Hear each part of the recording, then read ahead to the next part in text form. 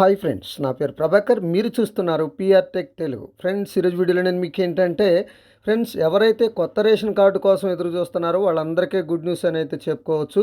So కొత్త ration కార్డులు వచ్చేసాయి. ఎవరైతే అప్లై చేసుకున్నారో వాళ్ళైతే కొత్త రేషన్ కార్డుని అయితే డౌన్లోడ్ చేసుకోవచ్చు. ఈ వీడియోలో మీకు కంప్లీట్గా ఎక్స్ప్లెయిన్ చేస్తాను. దానికంటే ముందు ఫస్ట్ టైం మీరు మన ఛానల్ చూస్తున్నట్టయితే మన ఛానల్ని సబ్స్క్రైబ్ చేసుకోండి.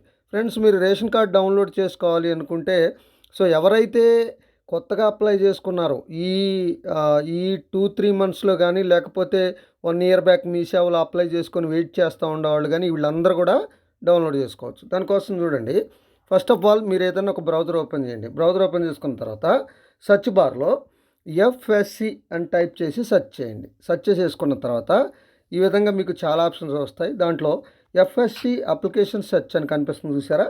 దాని మీద ప్రెస్ చేయండి. దాని మీద ప్రెస్ చేసేసుకుంటే ఈ విధంగా ఒక పేజీ అయితే మీకు ఓపెన్ అవుతుంది. ఈ పేజీలో మీరు 2 టైప్ ఆఫ్ వేస్లో డౌన్లోడ్ చేసుకోవచ్చు. So friends, first of all me district అనేది అయితే సెలెక్ట్ చేసుకోండి. మీది ఏ డిస్టిక్ అయితే ఆ డిస్టిక్ని సెలెక్ట్ చేసుకోండి. సెలెక్ట్ చేసుకున్న తర్వాత ఒకవేళ మీరు మీ సేవలో అప్లికేషన్ చేసుకొని ఉంటే మీ సేవ అప్లికేషన్ నెంబర్ అనే దాన్ని సెలెక్ట్ చేసుకోండి. సెలెక్ట్ చేసుకుంటే ఇక్కడ మీకు ఏంటంటే మీ సేవలో అప్లై చేసుకున్న అప్లికేషన్ నెంబర్ ఉంటుంది కదా, ఆ నెంబర్ని మీరు ఇక్కడ ఎంటర్ చేసేసుకోండి.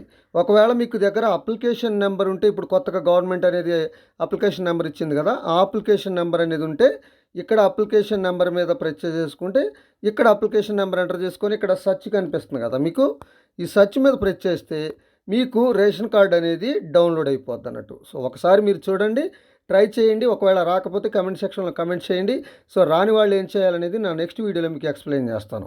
సో ఇది ఫ్రెండ్స్, ఈ వీడియో కనుక మీకు నచ్చితే లైక్ చేయండి, షేర్ చేయండి, కింద కామెంట్లో రాయండి. Thank you friends.